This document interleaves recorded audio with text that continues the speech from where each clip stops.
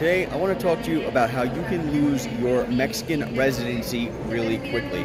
I've worked really hard in order to save up, do all the paperwork in order to get my temporary residency for Mexico. Depending on where you're coming from, me for example, I'm coming from the United States, you're going to have that temporary residency for a period of years.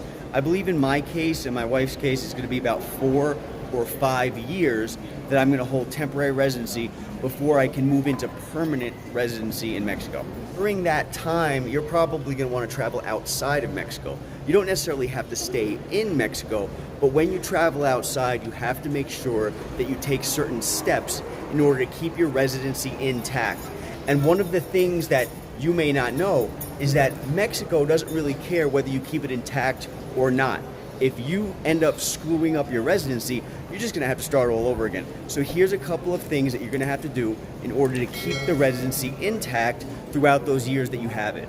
One, you're gonna wanna make sure when you leave the country of Mexico that you have your passport and you get it stamped by immigration before you leave the country. You're probably not gonna be able to get out of the country without getting it stamped. Can happen is if you don't get it stamped before you go to the boarding gate to get on your flight, they might turn you all the way back around, send you back to the beginning of the airport to go through the whole process of going to immigration first before coming back, and you risk losing your flight. They may not tell you when you're checking your bags or getting your boarding pass that this is something that's required. They may tell you or they may not tell you. Just know that you have to do it. The most important thing is that when you're coming back into Mexico from wherever you're traveling to, you want to make sure that you tell the immigration officer who takes your passport that you are a temporary resident. Very important, because even if you hand them your temporary resident card, you hand them your passport, which has previous stamps from the Mexican immigration, they may not put 2 and 2 together. They may not realize that you are a temporary resident. They may not know what's going on. They might want to just get you through the line. So make sure that you tell them, I am a temporary resident. When they stamp your passport book, they're not stamping your passport book as a tourist. This can really screw up your residency.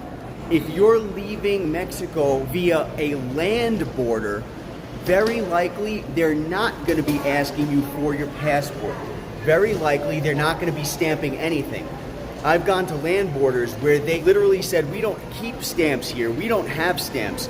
We don't need to stamp anything. You're allowed to go and come as you please. In that case, I would say it is what it is. If you can't get a stamp, you can't get a stamp. But if you're leaving via plane and returning via plane, know that you need a record of when you left Mexico and when you came back Mexico, and that record is going to be via stamp in your passport. I hope this video was helpful.